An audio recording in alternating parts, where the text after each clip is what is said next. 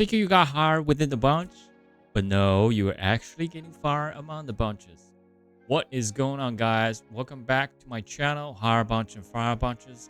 My name is Ram, and I'm back here to give you guys more insights and questions from your job application, job interview, and job offers. So today's episode, we're actually getting back to a previous episode series that I have been doing in regards of celebrities, people with fames, and also expert specialties in interview questions.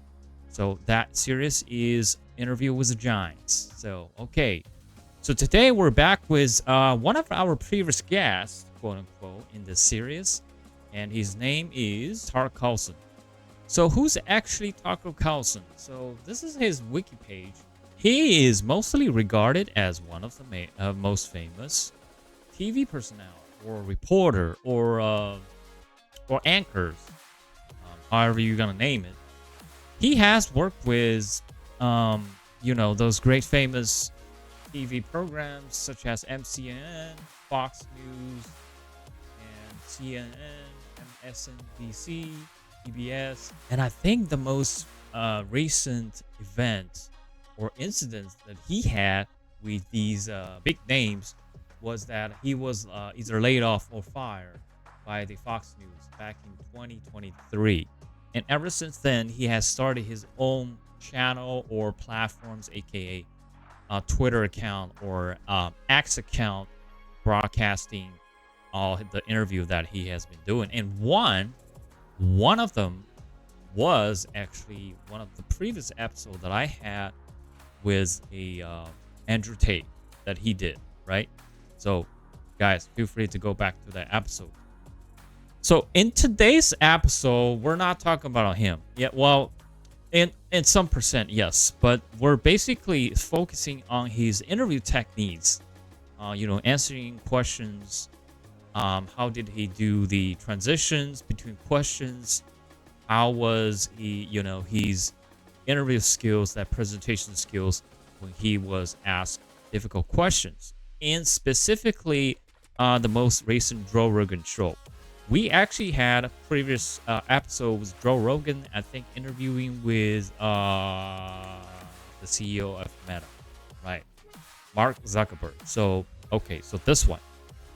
If you're interested, go ahead and check it. So today's episode, we're reviewing or recapping a few questions that Tucker Carlson's answering or interviewed during the podcast with Joe Rogan. So let's run back to the play button for this one. All right, fair use, right? Fair use. Okay, so the first point I want to recap is around, the 1 minute. All right, so this one, Tucker was trying to send out something to Joe, and Joe was surprised that Tucker never used email. Homeland Security just released this. Send it to me. I'll send it to Jamie. Okay. And no, I got it right here. I don't do email or whatever. I don't know how to airdrop it. He said he never do email or airdrop anything. You don't do email? No. I haven't done email in many years. Right? Really? Yeah. How do you exist? I do text. Wow. Just text? Yeah, I don't do email. I don't go on the fucking internet. I don't have a TV. I'm not into that. But anyway. Wow. Okay, so that was the fact that he never used email. So, well, for my friends, for all of you guys, if you're trying to work with Tucker, and you're trying to do email follow-ups, just like one of my previous episodes, like this one was talking about, how do you actually do follow-ups with hiring manager on email? Well, it's not gonna work with Tucker. All right. Anyway, the second question is a real question. Wait, we're not doing a real question. Oh. By the way, this is a 3-hour show, so I'm gonna put the link on my description so that you guys can go ahead and see it. But this is a really long show. But okay, so for this one, Joe was kind of hinted how, okay, what would you do in a situation that if you're being lied, and how do you feel about being lied, right? And let's see how they react. First of all, let's see the hinting question. Yang. Yeah. Does that make sense? It does make sense. What's interesting is that there are people saying that now. And I think that's a relatively new thing in terms of mainstream media. Right. And I consider what you do on X mainstream media. I mean, this is what we're on right now is essentially mainstream media. It used to be, you could call it, there's corporate controlled media. I agree. And that used to be mainstream media. Mainstream media used to be CNN. It's not really anymore. The mainstream media is what, in terms of the volume consumed, more people are consuming things on Twitter, on X, than there are on anything else. They're consuming information through the internet, through YouTube, for good or for bad, whether it's correct or incorrect. They're consuming information in different forms now than ever before. So more people are saying what you're saying than have ever said it before. And when people lie and when people bullshit and gaslight, it's more offensive now than it's ever been before because there's so much access to truth. That it's just, you can see it now. If you're paying attention, if you're not a boomer who only reads the newspaper, you pay attention and you see it and you go, this is horse shit. But it's like, I guess what bothers me is that the lies aren't sophisticated. No. I mean, I look back over my now sort of long life and I'm recognizing all the times that I was lied to, but I didn't know I was being lied to. They kind of pulled it off. Mm-hmm. There's something incredibly insulting and demeaning to tell me a lie when I know it's a lie, and I know it's a lie. We both know it's a lie, but you're demanding that I pretend to believe it? Right. What you're really saying is, I have no respect for you. You're like my dog. Right. You're a slave. Like, I'm demanding that you participate in my lie. Right. The lack of stealth, really, I'm not explaining it very well, but that really bothers me. Well, there's lot. no real other way to lie. You, like some of these lies, like politicians. Like, did you see that conversation that AOC had? Oh, here we go. We're not going to detail for that, so yeah, just trying not to be a political channel. But okay, so yeah, he kind of summarized that there's been a lot of access to truth, so that whenever he was lied, he got offended, right, to this question. So that was a really smooth transition, though. But let's see the next one.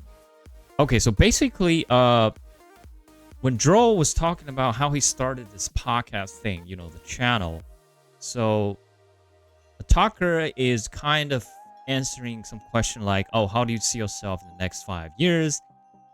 What's your outlook in this industry of media? And he has a really short but very great answer.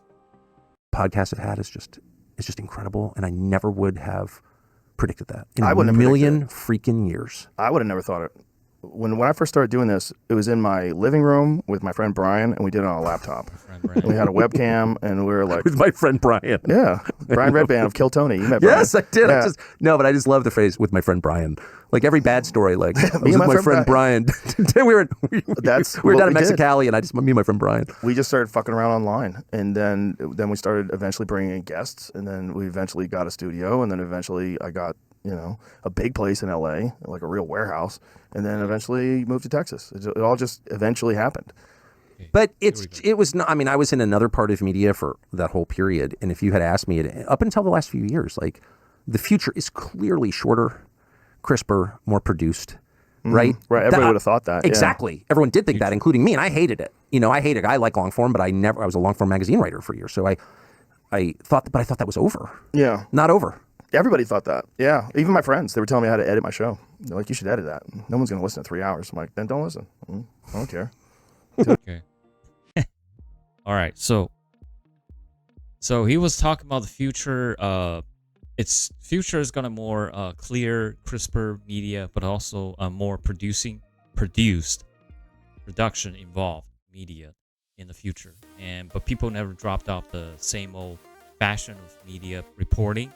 And I think that's a really good answer, because more important that I want to show you guys is Tucker as a really professional reporter and also anchor broadcasting personnel. He has been using, rather than just answer questions or waiting for questions, he was using all the skill he can to do this smooth transition, in a conversation-wise, rather than being like interrogated or I would say combating ways to communicate with his interviewer, and for today is Joe Rogan. So by reviewing these 3 questions, I hope you guys got that, right? Did you get it? So it can be applied to our daily interview situation. We don't have to wait for the interviewer to ask a question, we can just transit the question answer format into a really normal conversation. You know, you throw out a point and I go for it. And in the meantime, I transition all the point that I know into a conversation style rather than question or being questioned, being answered, interrogations, or it's more like combating position. Okay. All right. So I hope you guys got it, and I hope you guys will enjoy these podcast 3 hours that I'm going to post link on my description box. But in the meantime, any comments, like or dislike, any comments below, and I'll make sure I pull up 1 to 3 comments of you guys make another video about it, or like answering question video about your comment. But at the same time, if you like my video, like, subscribe, and share. And I'll see you when I see you for the next episode, man. Peace out.